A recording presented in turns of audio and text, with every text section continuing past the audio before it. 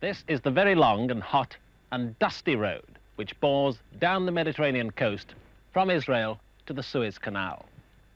For just under 200 miles, it's littered with the humiliating reminders of Egyptian defeat. During the daytime, it's deceptively quiet, but it's at night it comes to life.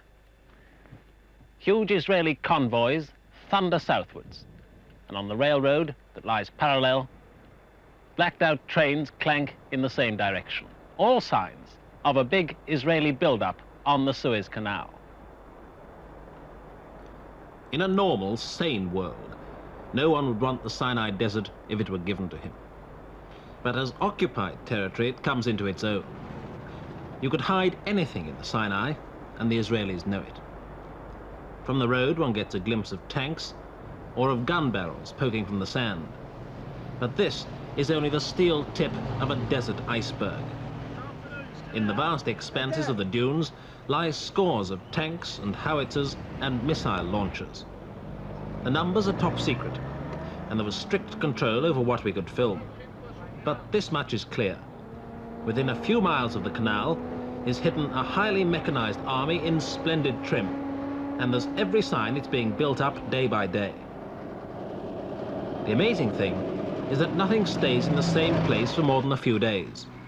A unit arrives, and bulldozers push up ramparts of sand around it.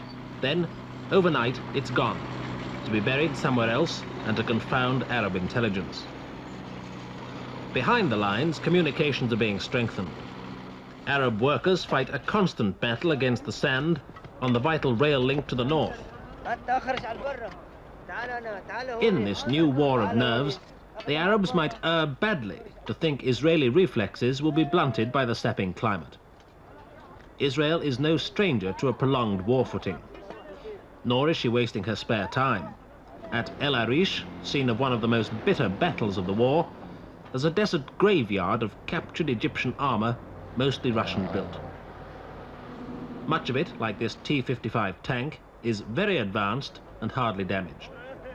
In fact, there's so much Russian armour, small arms and ammunition of all kinds that it's being reclaimed, and the Israelis have plans to equip whole units of their own with it. But they have to be careful. Some Russian equipment was designed for Siberia rather than the Sinai.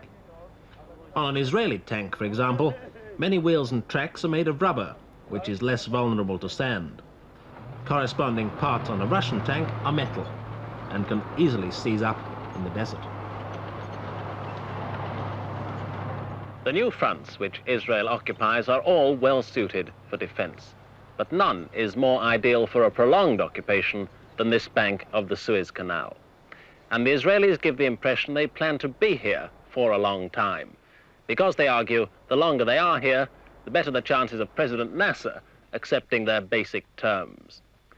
As one Israeli soldier said to me, Israel can make no mistake. The Arab world can lose 10 wars and still survive. But one war lost would be the end for Israel.